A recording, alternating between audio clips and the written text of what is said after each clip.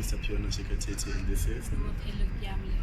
And we will be introducing our Analogue Multimeter. We made our Analogue Multimeter from several parts. The first part was the cardboard pieces, which are recyclable. We made the cylindrical shape in order to hold our wire in a cylindrical form, sort of like a solenoid. If you look inside, we used an old needle which was no longer being used in order to create our pointer for the scale. And we also used two magnets. We connected the thin wire, which was taken from an old paper clip, to the needle using a glue gun. And then we had our two copper wires, with the thinner wire being a 1 by 1 meter wire, and the thinner wire being a 1 by 25 meter wire, such that the thicker wire would measure current, and this would be the positive terminal and that the negative terminal.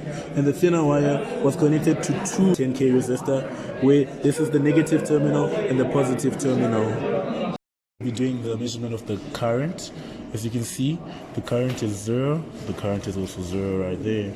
So as we move on to 1 ampere of current, you can see 1 ampere, 1 ampere. As we move on to the second ampere, 2 amperes, 2 amperes, 3 amperes. As we move on to the third ampere, 3 amperes, 3 amperes. To measure the voltage at 0, it's also 0 on the DC supply. We're going to take it to 10, at 10, at 10, then take it to 20, it's 20, it's 20, take it to 30, it's 30, it's 30. Our scale is not evenly distributed.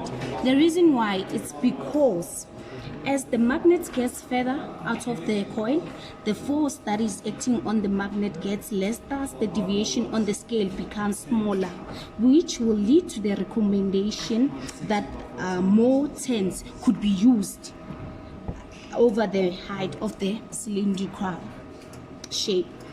Recommendation would be to use a larger diameter for the cylindrical coil, such that there is no mechanical hindrance for the needle to move any further.